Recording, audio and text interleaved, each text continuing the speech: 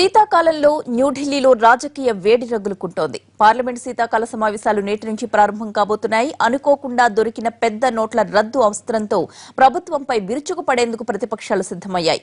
సభను స్తంభింపచేస్తామంటున్నాయి. విపక్ష వ్యూహాన్ని తిప్పికొట్టేందుకు ఇటు అధికార పక్షం కూడా సిద్దమైంది. దీంతో ఈ సమావేశాలు హాట్ గా జరగనున్నాయి. పార్లమెంటు శీతాకాల సమావేశాలు నేటి నుంచి ప్రారంభం కాబోతున్నాయి. విపక్షాలన్నీ ఓవైపు, ఎన్డీఏ ఓవైపు మోహరించడంతో పెద్ద నోట్ల రద్దు వ్యవహారం సభను కుదిపేసే అవకాశాలు కనిపిస్తున్నాయి. అఖిలపక్షంలో ప్రతిపక్షాలు ప్రభుత్వాన్ని విమర్శించిన తీరు చూస్తుంటే ఈసారి సమావేశాలు సజావుగా సాగటం అనుమానంగానే కనిపిస్తోంది. పెద్ద నోట్ల రద్దుపైన చర్చించాలని విపక్షాలు ఇప్పటికే డిమాండ్ చేశాయి.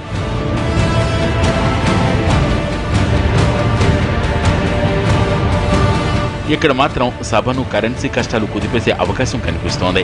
ఇప్పటికే పలు పార్టీలు ఇతర కార్యక్రమాలు రద్దు చేసి ఈ అంశంపైనే చర్చించాలని వాయిదా తీర్మానాన్ని ఇచ్చాయి. పెద్దల సభలో బీజేపీకి బలం లేకపోవడంతో అధికార పక్షానికి దెబ్బలు తప్పేలా లేవు. बहुत बड़ा स्कैम इसमें हो गया, शायद वो भारत का सबसे बड़ा स्कैम यही निकलेगा और इसकी इंक्वायरी होनी चाहिए. कैसी इंक्वायरी होगी, कौन करेगा, उसके जब चर्चा होगी पार्लियामेंट के अंदर उस वक्त उसमें हम लोग बताएंगे. ये सिलेक्टिव लीकेज हो गई. बहुत सारे लोगों को मालूम था, बीजेपी के लोगों को भी कई लोगों को मालूम था और अन्य लोगों को भी मालूम था. कई जगह से रिपोर्ट आ रही है कि 8 तारीख से पहले ही 2000 के नोट उन्होंने निकाल लिए थे. విపక్షాలన్నీ ఏకం కావడంతో బీజేపీ ఎలా నెగ్గుకొస్తుందన్నది ఆసక్తికరంగా మారింది. ప్రతిపక్షాలను ఎదుర్కోవడానికి తాము సిద్ధంగా ఉన్నామని ప్రభుత్వం చెబుతోంది. నల్లధనాన్ని అరికట్టడానికే ఇలాంటి చర్యలు తీసుకున్నామంటోంది.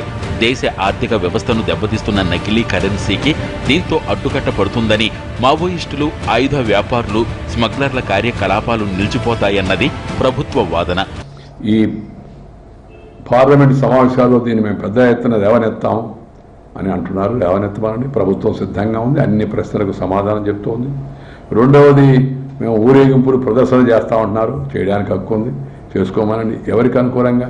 నల్లధనానికి అనుకూలంగానా, అక్రమ నిల్వదారులకు అనుకూలంగానా, పన్ను ఎగవేతదారులకు అనుకూలంగానా, ఎవరి కోసం మీరు ప్రదర్శన చేస్తారో తెలుసుకోవాల్సి ఉంది. కొన్ని చోట్ల అనవసరమైన అడ్డంకులు కూడా కొన్ని రాష్ట్రాల్లో కనిపిస్తూ ఉన్నారు. ఇలాంటి వాళ్ళు జాగ్రత్త వహించాల్సిన అవసరం ఎంతో ఉంది. వీళ్ళందరి యొక్క విషయాన్ని ప్రజల ముందు చర్చ పెడితే పార్లమెంట్లో అది వస్తుంది. దానివల్ల బాగా నష్టపోయేది ఎవరంటే వాళ్లే. పెద్ద నోట్ల రద్దును తీవ్రంగా వ్యతిరేకిస్తున్న మమతా బెనర్జీ ఈ మధ్యాహ్నం రాష్ట్రపతి భవన్ కు ఎంపీలతో నిరసన ర్యాలీ నిర్వహించనున్నారు. 100 మందికి పైగా ప్రతిపక్ష ఎంపీలు ఇందులో పాల్గొంటారు. సామాన్యుణ్ణి అష్టకష్టాలు పాలు చేస్తున్న ఈ నిర్ణయాన్ని వెనక్కి తీసుకోవాలంటూ రాష్ట్రపతికి వినతి పత్రం సమర్పిస్తారు. हाउस वाइफ से हमारा टीचर्स, एम्प्लॉय से government servant holders, all are in dangerous.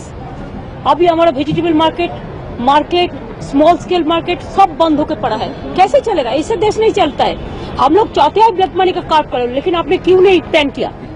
Plan करके आपको तो ब्रीदिंग टाइम देना चाहिए था पब्लिक को कैसा पता होगा कि एक दिन का अंदर आप सब बंद कर दिया, लोगों का खाने का पैसा नहीं है. అయితే నిరసన ర్యాలీపై ప్రతిపక్షాలను ఏకతాటిపైకి తీసుకురావడంలో మమతా బెనర్జీ విఫలమయ్యారు. పెద్ద నోట్ల రద్దును వ్యతిరేకిస్తున్నప్పటికీ మమతతో కలిసి నడిచేందుకు సిపిఎం నిరాకరించింది.